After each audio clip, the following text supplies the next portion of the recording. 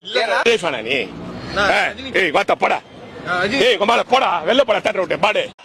coolie equal to 100 bashas. அப்படின்னு சொன்னீங்களே கூலி பவர் ஹவுஸ் அப்படின்னு பாட்டு கேட்டதுமே என்னடா இது கூலிப்ப பத்தி தான் ஏதோ ஒரு பாட்டை எழுதி தட்டி கொடுத்துருக்காரு அனிருத்னு சொல்லி நினைச்சிட்டு இருந்தோம். ஆனா படத்தை போய் பார்த்ததுக்கு அப்புறம் தான் அது கூலி பவர் ஹவுஸ் கிடையாது, கூலி பவர் ஹவுஸ் அப்படின்னு சொல்லிட்டு அதுல நமக்கு தெரிஞ்சது. பவர் ஹவுஸ்னா என்னன்னு தெரியல, மேபி அந்த சரக்கை பத்தி தான் மேன்ஷன் ஹவுஸ்ன்னு சொல்லிட்டு ஒரு சரக்கு இருக்குல்ல, அதை தான் பவர் ஹவுஸ்ன்னு சொல்லி மாற்றி சொல்றாங்கன்னு நினைக்கிறேன். இருக்கட்டும், அது ஒரு பக்கம் இருக்கட்டும். இந்த படத்தை பார்த்த அன்னைக்கே ரிவ்யூ பண்ணணும் அப்படின்னு சொல்லி நினைச்சுதான் படத்துக்கு போனது. ஆனா நம்ம நினைச்ச அளவுக்கு அது இல்லை அப்படின்றதுனால சரி இதை வந்து ஜென்யூனா ரிவ்யூ பண்ணோம்னா கரெக்டா படம் மொக்கன்னு சொல்லணும். அப்படி சொன்னோம்னா சும்மா தேவையில்லாத இது கண்ட்ரோவர்சி. அது மட்டும் இல்லாம படம் போட்டோமே, பிரம்மாண்டமா படம் எடுத்திருக்காங்க, அவங்கள வந்துட்டு எதுக்கு ரொம்ப வச்சு செய்யணும், எல்லாரும் ஒரு பக்கம் செஞ்சுட்டு இருக்காங்க அப்படின்னு சொல்லிட்டு விட்டாச்சு. நாம அப்படி நினைக்கிறோம், கூலி படம் நல்லா போகட்டும். ஏன்னா இந்த வயசுலயும் ரஜினி சார் அந்த அளவுக்கு ரிஸ்க் எடுத்து ஜனங்களை என்டர்டைன் பண்ணணும் அப்படின்னு சொல்லிட்டு காசு வாங்கிட்டு தான் நடிக்கிறாரு, அது செப்பரேட். ஆனா இருந்தாலும் நடிக்கணும், நிறைய டைரக்டர்களையும் நிறைய ப்ரொடியூசர்களையும் காப்பாற்றணும், தன்னோட ஃபாலோவர்ஸா இந்த வயசுலயும் இருக்கிற ஃபேன்ஸையும் எல்லாரையும் திருப்திப்படுத்தணும், அவங்களுக்கு ஒரு கில்மாவை கொடுக்கணுன்றதுனால இப்போவும் என்டர்டைன் பண்றாரு, படம் நடிக்கிறாரு. அப்படி இருக்கும்போது நமக்கு ரஜினி சாரோட படம் ஃபிளாப் ஆகணுன்ற எந்த எண்ணமும் கிடையாது. சில தற்குறிங்க என்ன பண்றானுங்கன்னா நம்மள ரிவ்யூவை போட வைக்கிறாங்க, இந்த படத்தை வச்சு செய்யணும்னு சொல்லி நம்மள தூண்டி விடுறாங்க. எப்படின்னா இந்த வீடியோ பாருங்க. படம் லியோ அளவுக்கு இல்ல. இப்ப புரியுதா யாருன்னு? போடா வெள்ள போடா தேட்டர் விட்டு பாடு வெள்ள போட இந்த மாதிரி எடுத்து வார மாட்டேன்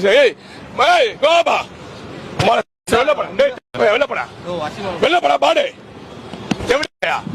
அனில் ஃபார்ம் தானே பொட்டா, பொட்டா அனில் ஃபார்ம் தானே பொட்டா, வெள்ள போடா பொட்டா போடா வெள்ள போடா தேட்டர் விட்டு வெள்ள போடா பாடு வெள்ள போடா.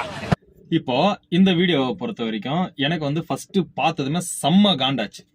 என்னடா இது, படத்துக்கு வராங்க, எல்லா ஹீரோ படத்துக்கு வர்ற மாதிரி தான் இந்த ஹீரோ படத்துக்கும் வராங்க, அந்த படம் நல்லா இருந்தா நல்லா இருக்கு அப்படின்னு சொல்லிட்டு சூப்பர் அப்படின்னு சொல்லிட்டு கத்திட்டு போறாங்க.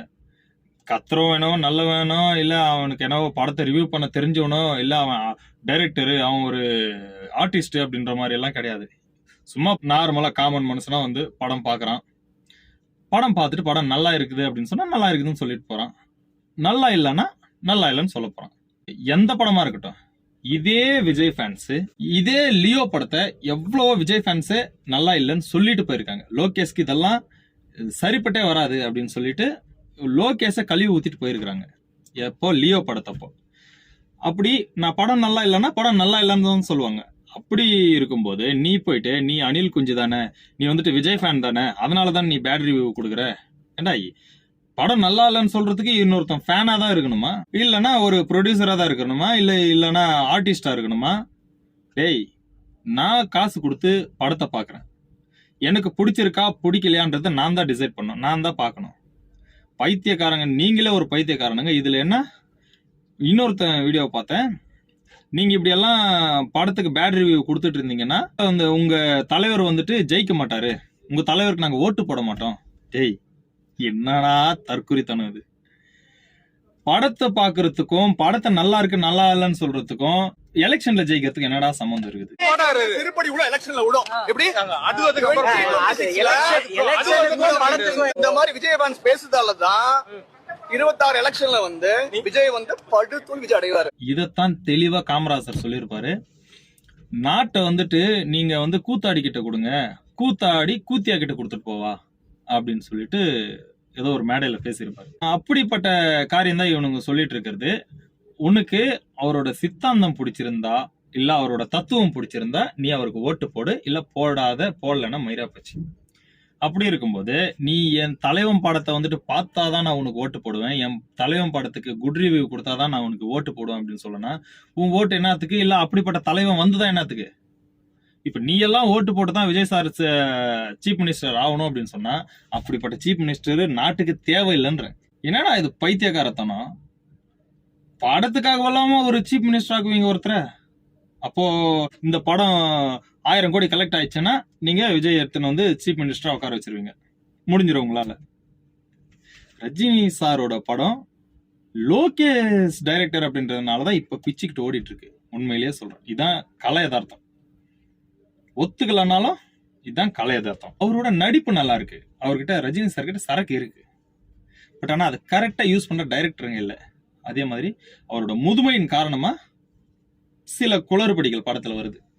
ஃபைட் பண்றதா இருக்கட்டும், ஸ்டேஜ்ல அவரே சொல்றாரு, இது பல லட்சம் கிலோமீட்டர் ஓடின வண்டி, ஸ்பேர் பார்ட்ஸ் எல்லாம் மாத்தி வச்சிருக்கு, அதனால கொஞ்சம் பார்த்து யூஸ் பண்ணுங்க என்ன அப்படின்னு சொல்றாரு. அப்படி இருக்கும்போது அவரே அப்படி சொல்றாரு, நீங்க இங்க சென்டர்ல வந்துட்டு ஜல்ரா தட்டின்னு சப்பக்கட்டு பட்டின்னு இன்னொருத்தர் ஆப்போசிட்ல இருக்கிற ஹீரோவோட ஃபேன்ஸையும் அவங்க நடிகரோட ஃபாலோவர்ஸையும் திட்டின்னு அவங்கள அடிக்கிறது, கெட்ட கெட்ட வார்த்தையில பேசுறது, கேவலமா பேசுறது, இதெல்லாம் வந்துட்டு உண்மையிலே படு கேவலமா இருக்குது. படத்தை படமா பாருங்க, நல்லா இருக்குதுன்னா நல்லா இருக்கு, நல்லா இல்லைன்னா நல்லா இல்லை, அவ்வளவுதான். இதுல பேசுறதுக்கு ஒண்ணும் இல்ல. நம்மளுக்கும் ஆசை தான், தமிழ் படம் ஒன்னும் 1000 கோடி கலெக்ட் ஆயிடுச்சுன்னா சந்தோஷம் தான், எல்லாருக்குமே சந்தோஷம் தான். ஆனா அந்த படத்துல சரக்கு இருக்கணும்ல. உண்மையிலே லோகேஷ் அண்ணாவெல்லாம் கலாய்க்கிறதுக்கும் சரி, லோகேஷ் அண்ணாவெல்லாம் நம்ம இந்த ரிவ்யூல வந்து பேசுறதுக்கே ரொம்ப கஷ்டமா இருக்குது. அந்த அளவுக்கு நல்ல படங்களை கொடுத்தவர். லியோல பயங்கரமா கழுவி ஊத்துனாங்க. அப்பவே அவர் வந்து மாத்தி இருந்திருக்கணும், அடுத்த படத்துல இன்னும் நல்ல சரக்கு கொடுக்கணும் அப்படின்னு சொல்லிட்டு.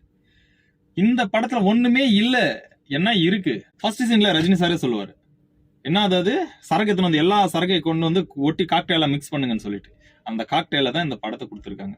படமே முடிய போகுது, அந்த இடத்துல வந்துட்டு ஆமீர் கான் எதுக்கு யூஸ் ஆக போறாரு? ஒண்ணுமே இல்ல.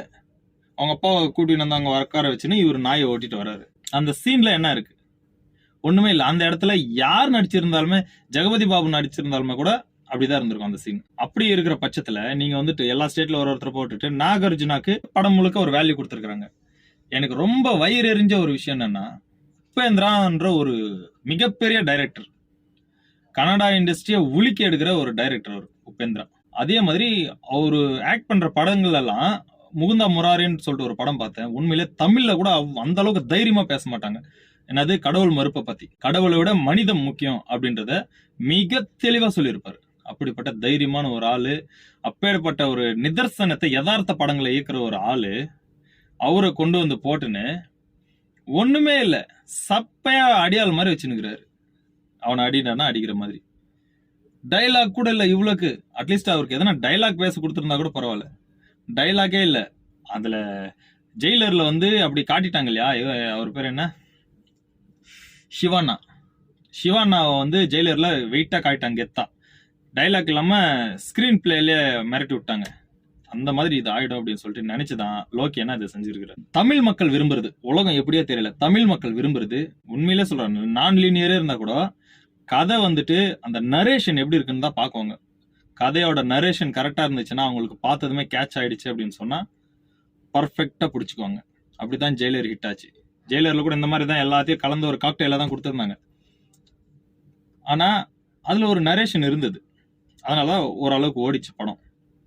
அந்த மாதிரி ஒரு நரேஷன் செட் பண்ணாம உங்க பாட்டுக்கு ஒரு 1000 சீனை கொண்டு வந்து எடுத்துன்னு வந்து வச்சுட்டு இதுதான் படம் அப்படின்னு சொல்லிட்டு நீங்க எடுத்துன்னு வந்து கொடுத்துட்டா அது எப்படி பாக்குறது?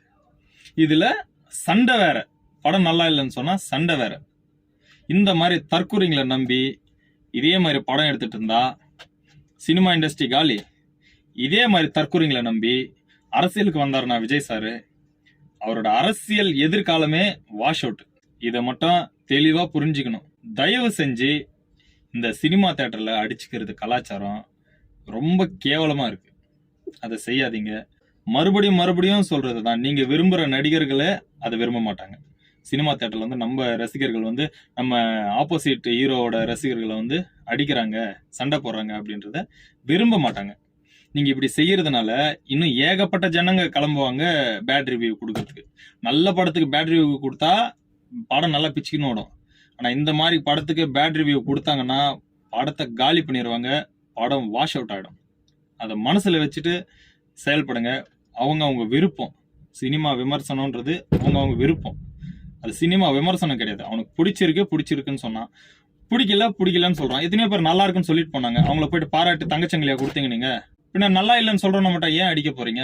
சினிமாவா பாருங்க. நீங்க இப்படி செய்யாம இருந்தா ஓரளவுக்கு படம் ஓடும்.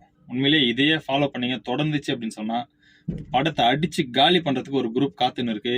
நீங்க ஓட்டு போட்டாலும் சரி ஓட்டு போடலன்னாலும் சரி. நம்ம கருத்து என்னன்னா, நேத்து நைட்டு திருவள்ளுவர் வந்து கனவுல வந்தாரு. ஏப்பா என்னோட முதல் குரலை மாத்திட்டம்பா, அகர முதல் எழுத்தெல்லாம் ரஜினி பகவான் முதல். இந்த மாதிரி தற்கொலைங்க ஓட்டு போட்டு தான் ஒருத்தர் சிஎம்மா நாட்டுக்கு வரணும்னா கண்டிப்பா அந்த சிஎம் நாட்டுக்கே தேவையில்லைன்னு தான் நான் சொல்லுவேன். அடுத்த வீடியோல இதை விட நிறைய பேசுவோம்.